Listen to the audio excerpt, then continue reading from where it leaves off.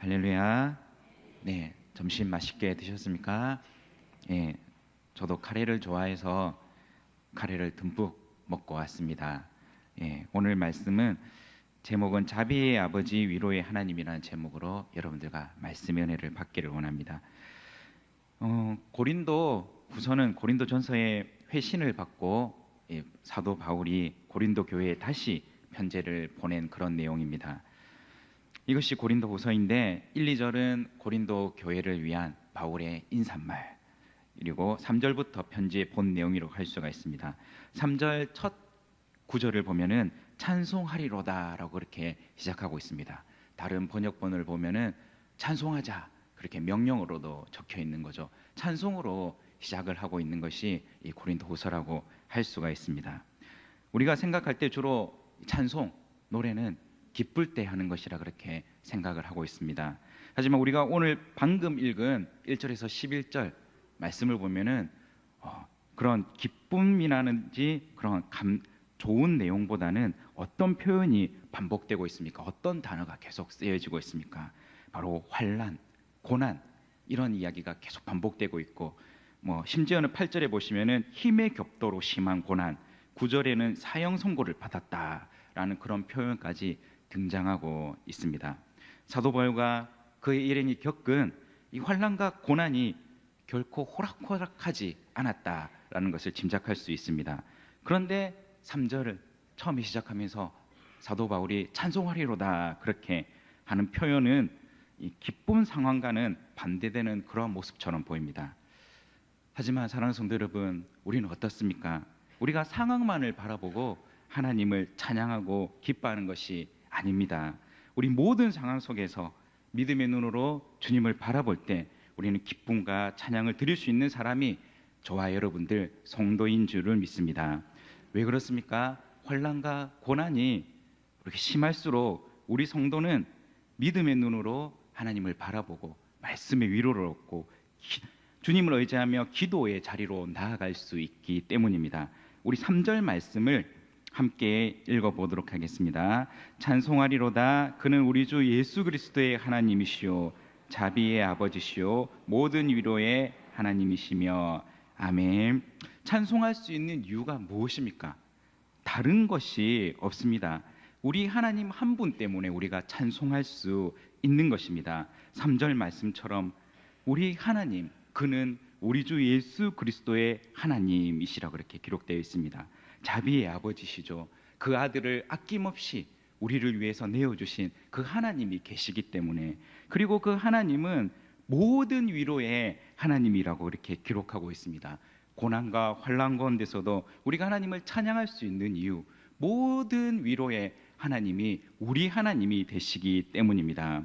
그렇기 때문에 우리가 정말 고통과 고난 가운데 있을 때 하나님 바라보면서 상황을 바라보는 것이 아니라 주님을 바라볼 때, 말씀과 기도로 나아갈 때 주님 우리를 위로하십니다. 그런데 우리가 주님이 주시는 그 위로를 받고 끝나는 것이 아닙니다.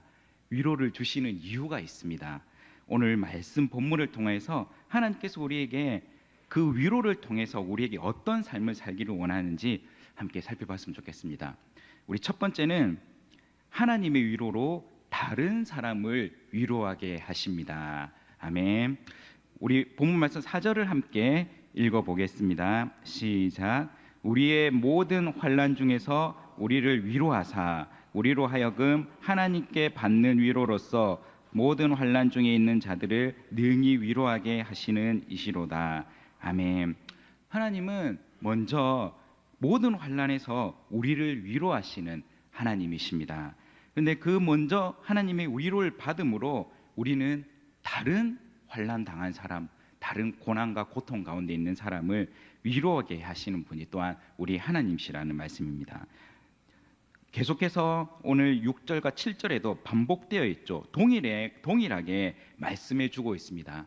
고난에 참여하여 하나님의 위로를 진정 경험한 사람은 그 위로를 경험해서 다른 사람을 또한 위로할 수 있는 자가 되기 때문입니다. 하나님께서 우리를 위로해 주십니다. 그러나 그 위로가 그냥 내한테서 그치는 것이 아니라 그 받은 위로로 똑같은 경험을 한 사람들을 위로해 줄 수 있다라는 그런 말씀입니다.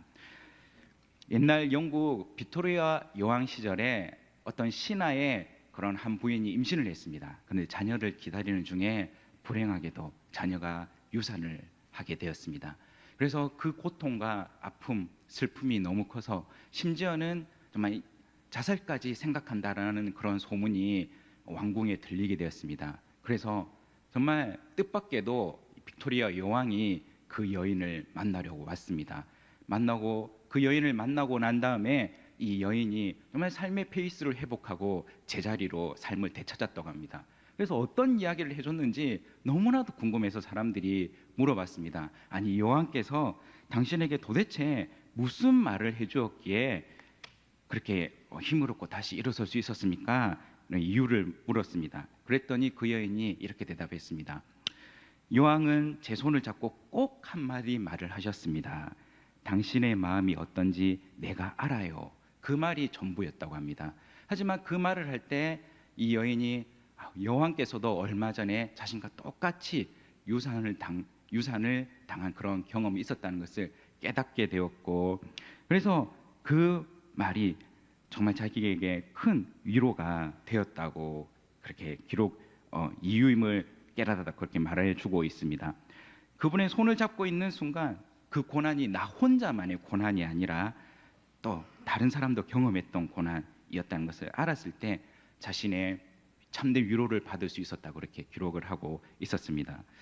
저희 초등부 교사 중에도 이런 이야기를 하신 분이 있습니다. 제가 몇 번 그 이야기를 들었는데 초등부 교사 중에 우리 배모 권사님이 계십니다. 참고로 초등부 권사님 중에 배 씨는 한 분밖에 없습니다. 작년에 큰 사고를 당하셨습니다. 여러분도 아실 것입니다. 큰 사고를 당하셔서 병원에서 오랫동안 그렇게 수술했고 또 재활 치료를 받으셨습니다. 같이 신방 갈 일이 있었는데 저에게 이런 말을 하더라고요.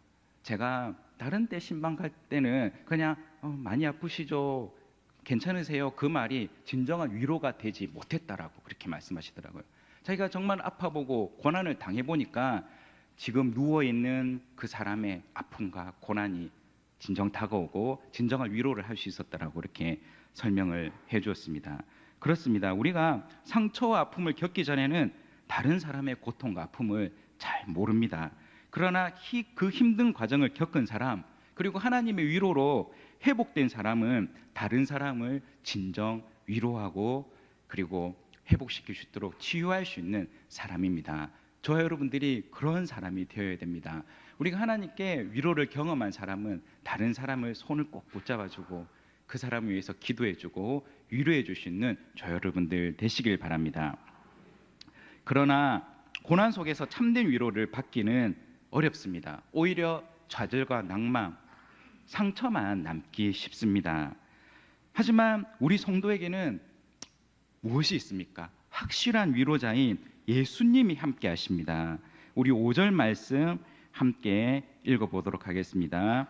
그리스도의 고난이 우리에게 넘친 것 같이 우리가 받는 위로도 그리스도로 말미암아 넘치는도다. 아멘.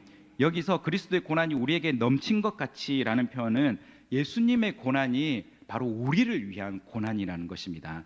예수님께서 고난 당하신 이유가 무엇입니까? 저와 여러분들을 구원하시기 위해 고난 당하셨습니다. 그렇죠. 그리고 예수님이 고난을 먼저 당하셨기 때문에 예수님은 저와 여러분들의 모든 상황, 아픔과 고통과 배신당함, 우리가 알지 못하는 그런 고통까지도 우리 예수님은 다 아시는 것이죠. 그렇기 때문에 예수님의 고난이 넘친 것 같이 예수님을 통하여서 하나님의 위로가 우리에게 넘치는 줄 믿습니다. 그래서 저 여러분들이 누구에게 위로를 받아야 되겠습니까? 오직 한 분, 예수님밖에 없습니다. 우리가 말씀을 통해서 예수님의 그런 사랑과 은혜를 깨닫게 될 때 우리에게 위로가 넘치게 되는 것입니다.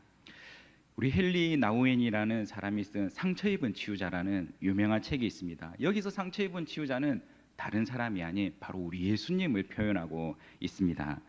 이사야서 53장 5절 말씀처럼 예수님의 그가 찔림, 그가 상함을 입음, 그리고 그가 징계를 받음, 그 모든 것이 우리가 평화를 누리게 하기 위함이고 우리가 나음을 입게 하기 위함이었습니다.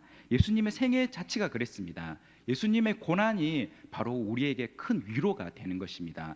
예수님께서 또한 그 모든 것들을 고난을 미리 당하셨기 때문에 모든 일에 우리와 한결같이 시험을 받은 자이시기 때문에 히브리서 4장 15절 말씀처럼 우리에게 있는 대제사장 예수님은 우리의 연약함을 동정하지 못하실 리가 아니라라고 이렇게 기록되어 있습니다. 우리의 아픔과 고통을 잘 아시는 예수님, 그분의 고난이 우리에게 넘친 것 같이 우리에게 위로가 넘칩니다. 그렇기 때문에 정말 우리가 먼저 고난 받으신 예수님 바라보면서 나아갈 때 우리에게 주시는 그 위로가 저와 여러분들 삶 가운데 넘치시기를 바랍니다. 먼저 주님의 위로를 받으시고 그 받은 위로로 우리 옆 사람의 손을 꼭 붙잡아 주시고 고난당한 우리 이웃과 형제와 자매들을 위로하고 치유하시는 저와 여러분들 되시기를 바랍니다. 두 번째, 우리 하나님께서 우리에게 위로를 통해서 우리가 하나님만 의지하게 하십니다. 본문 8절 말씀 우리 함께 읽어보겠습니다. 시작. 형제들아,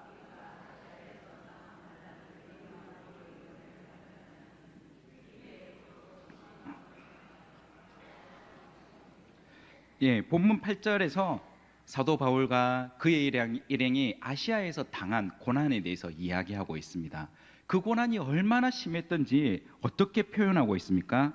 힘에 겹도록 심한 고난, 살 소망까지 끊어졌다라고 그렇게 말씀하고 있습니다. 그리고 9절에는 정말 우리 자신이 사형 선고를 받았다. 이제 딱 죽었다. 그 말이죠. 정말 살 소망도 없고 살 그런 희망도 없이 그럴 정도의 큰 고난을 당했다라고 이렇게 말씀해 주고 있습니다. 하지만 그 고난에서 벗어날 수 있는 이유가 무엇입니까? 먼저 위로의 하나님께서 늘 사도 바울 곁에서 말씀해 주셨고 위로해 주셨고 그 위로를 통해서 바울은 힘을 내게 되었고 9절 하반절 말씀처럼 왜 그렇습니까? 다른 것을 의지하지 말고 세상의 것을 의지하지 말고 자기를 의지하지 말고 오직 죽은 자를 다시 살리시는 하나님만 의지하게 하심이라라고 이렇게 표현해 주고 있습니다. 우리가 정말 고난이 있으면은 어떻습니까? 오직 우리에게 유일한 위로는 예수님 한 분밖에 없고 예수님을 바라볼 때 우리는 예수님을 의지할 수 있는 것입니다. 고난 당하기 전에는 우리가 예수님을 의지할 생각을 잘 하지 못합니다. 우리 시편 119편 71절 말씀 제가 읽어드리겠습니다. 고난 당한 것이 내게 유익이라 이로 말미암아 내가 주의 율례를 배우게 되었나이다. 그렇게 고백하고 있습니다. 고난 당한 것이 자신에게 유익이라고 이렇게 표현하고 있습니다. 왜 그렇습니까? 그것 때문에 하나님의 율례, 하나님의 뜻, 하나님을 의지할 수 있게 되었다는 것이죠. 우리는 고난이 없으면은 하나님을 의지하지 않습니다. 내 자신이 잘난 줄 압니다. 내 자신이 잘해서 지금까지 잘 된 줄 압니다. 하지만 그러지 않죠. 정말 아픔과 고난, 내가 하지 못할 그런 큰 산이 있으면은 우리는 당연히 하나님을 의지할 수밖에 없습니다.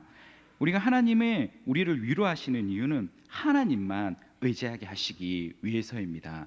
저와 여러분들이 삶 가운데 하나님만 붙드시길 바랍니다.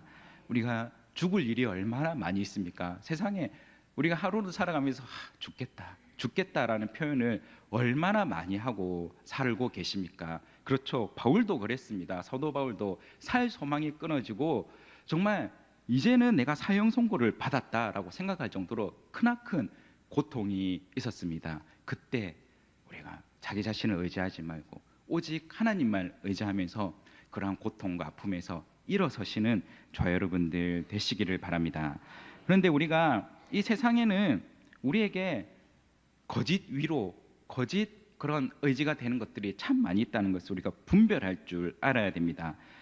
임시로 그리고 거짓으로 당장은 위로 같지만 진짜 위로가 아닌 것들, 정말 그것이 주어지면 내가 당장 살 것 같지만 그것이 진짜가 아닌 것들이 참 많이 있습니다. 우리가 그런 것들을 구별할 줄 알아야 됩니다. 세상이 우리에게 주어지는 돈과 권력 그리고 사람들의 그런 위로는 참된 그런 우리에게 참 위로 위로가 되지 못한다고 할 수가 있습니다.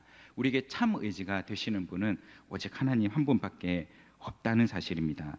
왜냐하면 하이델베르크 요리문답 제1문처럼 사나 죽으나 살아서나 죽으나 우리에게 유일한 위로가 되시는 분은 바로 우리 예수님 한 분밖에 없고, 내가 이 세상의 소유가 아니라, 내가 내 자신의 것이 아니라 내가 예수 그리스도의 것이라는 것을 인정할 때 우리는 참된 위로와 그리고 소망이 생기는 줄 믿습니다. 그래서 우리 주님만 바라보시며 사시는 여러분들 되었으면 좋겠습니다. 우리 이제 한결이가 5살이 되었습니다. 지금도 몇 살이냐 물어보면 3살이라고 대답합니다. 고집이 굉장히 셉니다. 3살 때 몇 살이냐 그걸 배워서 3살이라고 말을 하는데, 요즘에 한결이가 잘 가지고 노는 장난감이 있습니다. 바로 상어 피규어입니다. 컬렉터라는 유명한 회사에서 만든 상어 피규어가 굉장히 잘 만들었습니다. 그래서 그걸 갖고 싶어 해서 이 4종류를 사줬습니다. 우리 이모님이 그 사비를 털어서 사줬는데, 제가 바로 인터넷으로 주문해서 그 다음날 왔더라고요. 택배 아저씨가 그것을 들고 왔습니다. 한결이에게, 한결아, 누가 이거 사줬어 하면 뭐라고 대답할까요? 아저씨가 사줬어요. 아이씨가 사줬어요. 그렇게 말을 합니다. 진짜 그것을 사준 사람은 따로 있는데 아저씨가 사준 줄 지금도 믿고 있습니다. 그래서 정말 우리가 삶이 그렇구나라는 것을 제가 생각했습니다. 정말 좋은 것들 진짜는 하나님이 주시는데, 우리가 다른 것, 세상이 그런 것을 주는 것으로 착각하고 살 때가 참 많이 있다는 것입니다. 사랑하는 성도 여러분, 진짜 위로, 진짜 우리에게 참 의지가 되시는 분은 우리 하나님이십니다. 우리 하나님만 바라보고 사시는 여러분 되시길 바랍니다. 그리고 마지막 3번째, 하나님께서 우리를 위로를 주시는 이유는 하나님의 위로를 통해서 우리가 하나님께 감사하게 하십니다. 고난 중에 하나님은 고난보다 더 큰 위로를 우리에게 채우시고 하나님만 바라보고 의지하게 하시죠. 그러나 고난 중에 우리 삶에 찾아오는 변화는 바로 하나님께 감사를 회복하는 삶을 사는 것입니다. 모든 것이 형통하고 승승장구할 때는 주변의 사소한 것에 대해 신경을 잘 못 씁니다. 어려움을 모르기 때문에 작은 것에 감사하지 못하기 때문입니다. 고난을 당하기 전에는 앞만 바라보고 왔기 때문에 뒤를 돌아보지 못합니다. 그동안 몰랐던 가족이나 이웃이나 내게 건강을 주신 하나님에 대한 그런 사랑, 그런 것들을 대해서 우리가 귀하게 여기지 않습니다. 하지만 고난 당하면 그것들이 귀하게 여겨지는 것이죠. 오늘 제가 2부 예배 찬양 인도를 했습니다. 그래서 여러분 만나시는 분마다 이제 한수만 집사님이 찬양 인도 안 하고 목사님이 하십니까? 그렇게 물어보더라고요. 절대 아닙니다. 제가 한 이유는 한수만 집사님이 감기에 걸리셨기 때문입니다. 그래서 제가 여기 오면서 찬양 대원들에게 첫 인사말로 농담처럼 이렇게 말했습니다. 제가 오늘 인도하면 한수만 집사님에 대한 소중함을 깨닫게 될 것입니다. 그렇게 말했습니다. 왜냐하면 전 태생적으로 고음불가고 그리고 음치입니다. 그런데 우리 한수만 집사님 얼마나 찬양을 잘합니까? 우리 장모님이 1년에 한 2번 정도 교회를 오십니다. 부활절과 크리스마스 이럴 때 오시는데 한수만 집사님 찬양하는 것 보고 저에게 이렇게 말을 하더라고요. 그 앞에 찬양하는 사람, 그 사람이 왜 여기 있는지 모르겠다고. 정말 그 사람 가수처럼 노래를 잘하던데 그렇게 말을 하더라고요. 그래서 정말 오늘도 여러분들 느끼셨을 거지만 한수만 집사님 이 목을 붙들어 달라고 그렇게 기도해 주시길 바랍니다. 없어 보면은 있는 것에, 원래 있었던 것에 대한 감사를 우리가 깨닫게 된다는 것이죠. 하지만 고난 당하기 전에는 우리가 그 소중함을 알지 못하고 감사하지 못한다는 것입니다. 그래서 오늘 말씀 우리가 11절 말씀을 함께 읽어보겠습니다. 시작. 너희도 우리를 위하여 간구함으로 도우라. 이는 우리가 많은 사람의 기도로 얻은 은사로 말미암아 많은 사람이 우리를 위하여 감사하게 하려 함이라. 아멘. 고난이 있을 때 우리가 서로를 위해서 기도하고 그리고 서로 사랑하면서 위로할 때 감사가 넘치게 된다는 것입니다. 우리가 정말 이 고난 가운데 감사를 깨닫게 되는 것은 우리에게는 서로를 위해서 기도해주는 기도의 동역자가 있다는 사실 때문에 감사하게 된다는 거죠. 사도 바울도 그랬습니다. 너희가 우리를 위하여 간구함으로 도우라. 그렇게 표현하고 있습니다. 왜냐하면 너희들이 우리를 위해서 기도하고 간구할 때 우리의 은사가 굳건해지고, 그래서 우리가 하나님의 사역을 고난 가운데서 포기하지 않고 해 나갈 때 너희도 우리를 통해서 감사함이 넘치게 된다는 것입니다. 사랑하는 성도 여러분, 정말 우리가 서로를 위해서, 고난 당하는 이웃을 위해서 감사하며 기도할 때 더욱더 큰 감사가 넘치게 될 줄 믿습니다. 그래서 지금까지 우리가 정말 우리가 여기에 있는 것, 제가 여기 여러분 앞에서 설교할 수 있는 것, 여러분도 함께 말씀을 들을 수 있는 것, 그것이 우리가 잘나서 그런 것이 결코 아닙니다. 우리를 위해서 알게 모르게 눈물로 기도해 주신 분들이 있기 때문에 우리가 여기에 있는 것입니다. 그래서 그분들을 생각하며 또한 감사하고, 또한 우리가 다른 고난당한 형제들, 자매들, 아픔당한 우리 이웃들이 얼마나 많이 있습니까? 그분들을 위해서 기도와 간구함으로 도우시는 저와 여러분들 되시길 바랍니다. 그래야 할 때 하나님께서 그분들을 회복시키시고 그 회복된 모습을 보면서 우리에게 감사가 넘치게 되는 것입니다. 말씀을 예화를 하나 들려드리고 말씀을 맺도록 하겠습니다. 오늘날 우리가 이 세상을 보면 아픔과 고통, 그리고 그 고난 때문에 힘겨워하는 사람들이 정말 많이 있지 않습니까? 얼마 전에 여러분들은 잘 아실지 모르겠지만 그룹 샤인이라는 그런 아이돌 그룹 중에 종현이라는 가수가 자살한 그런 일이 있었습니다.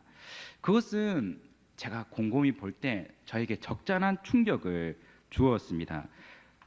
단지 그가 의지가 약하고 성격이 소심하기 때문에 그렇게 죽었다라고 말할 수 없습니다. 그 종현의 삶을 보면은 그 누구보다, 어떤 아이돌 가수보다 열심히 살았던 가수가 종현이고 많은 작곡도 했습니다. 하지만 그가 그렇게 젊은 28살 나이를 마감할 수밖에 없었던 것은 진정한 위로를 받을 곳이 없었구나, 진정 의지할 곳이 없었구나, 그것을 느끼게 되었습니다. 그 가수 종현이 유서를 남겼는데 이런 대목이 있더라고요. 처음부터 난 속에서부터 고장났다. 천천히 날 갉아먹던 우울은 결국 날 집어삼켰고 난 그걸 이길 수 없었다라고 이렇게 자신의 유서 전문의 앞부분에 남겼던 것을 보면서 참 마음이 아파왔습니다. 그리고 너무 안타까웠습니다. 정말 그 종현이 의지할 예수님을 알았더라면 그가 그 아까운 생을 그렇게 버리지 않았을 것인데 하는 그런 안타까움이 밀려왔습니다. 반면에 얼마 전 우리 한국을 방문했던 필리핀의 복싱 영웅 매니 파키아오라는 사람의 또 간증을 듣고 제가 또 놀랬던 적이 있습니다. 화면을 한번 보여주십시오. 무섭게 생겼죠? 예, 여러분. 필리핀의 복싱 영웅입니다. 필리핀 혹시 방문하실 분이 있으면은 매니 파키아오 티셔츠를 입고 가면 방탄조끼라고 합니다. 사람들이 매니 파키아오를 얼마나 사랑하는지, 매니 파키아오가 복싱하는 날에는 거리가 조용하고 범죄가 일어나지 않는다고 합니다. 그만큼 필리핀의 복싱 영웅이 이 매니 파키아오인데, 이 사람이 어릴 때 빈민가에서 자랐습니다. 대전료 1달러를 받기 위해서 그렇게 복싱을 했습니다. 하지만 복싱의 그런 두각을 나타내서 마닐라로 혼자 건너가게 되었고 2살 속여서 일찍 프로에 데뷔했고 승승장구해서 전무후무한 결과를 남겼는데 무려 8체급이나 석권했습니다. 한 번 대전료가 몇백억에 달하는 그런 어마어마한 부를 가지게 되었고 영화에도 출연하게 되었고 TV에도 출연했습니다. 하지만 그의 마음속에는 엄청난 공허함이 자리 잡게 되었습니다. 그의 목표는 단 한 가지였거든요. 배고프지 않았으면 좋겠다. 돈을 많이 벌었으면 좋겠다. 그런데 그 돈이 찾아오니까 공허해졌고 그가 표현하던 데도 술과 마약과 그리고 여자에게 도박에 그렇게 살았다고 합니다. 그래서 그는 그런 죄책감 때문에, 그런 고통 때문에 옆에 곤충이 있었으면 곤충을 머리에 쏘아서 죽었을 것이라 그렇게 표현을 하더라고요. 다음 모습 보여주십시오. 그런데 이 매니 파키아오가 2010년도에 예수님을 영접하게 되었다고 합니다. 예수님을 믿고 예수님 안에서 그렇게 새로운 삶을 살게 되었다고 합니다. 어느 날 성경이 손에 들어왔다고 그렇게 말했습니다. 예수 그리스도를 영접한 날 무릎을 꿇고 얼굴을 땅에 댄 채 눈물을 흘리면서 주님께 조목조목 자기의 죄를 회개했다라고 이렇게 설명을 했습니다. 다음 보여주십시오. 이게 얼마 전에 한국을 방문했는데 온누리 교회에서 12월 24일에 간증을 했습니다. 그래서 간증을 하면서 어떤 말을 남겼냐면, 그냥 크리스마스에 단순히 크리스마스를 보내지 말고 정말 예수님 안에서 변화된 삶, 주님의 말씀만이 생명이기 때문에 말씀을 외우는 신앙인이 되길 바란다라고 그렇게 말을 하더라고요. 그래서 정말 예수님이 아니었더라면 매니 파케어도 이 종연처럼 그렇게 죽음을, 마지막 삶을 그렇게 혼자 스스로 죽었을지도 모르는 그런 삶이었습니다. 하지만 이 파케어가 예수님을 알게 되고 말씀 속에 위로를 얻었고, 그리고 참된 그 삶의 목적을 깨달았기 때문에 그가 살아갈 수 있었던 것이죠. 사랑하는 성도 여러분, 저와 여러분들의 사나 죽으나 유일한 참된 위로는 누구이십니까? 바로 예수 그리스도 한 분밖에 없습니다. 우리가 그 위로를 말씀을 통해서 발견해야 됩니다. 우리 시편 119편 50절 말씀을 함께 보도록 하겠습니다. 제가 읽어드리도록 하겠습니다.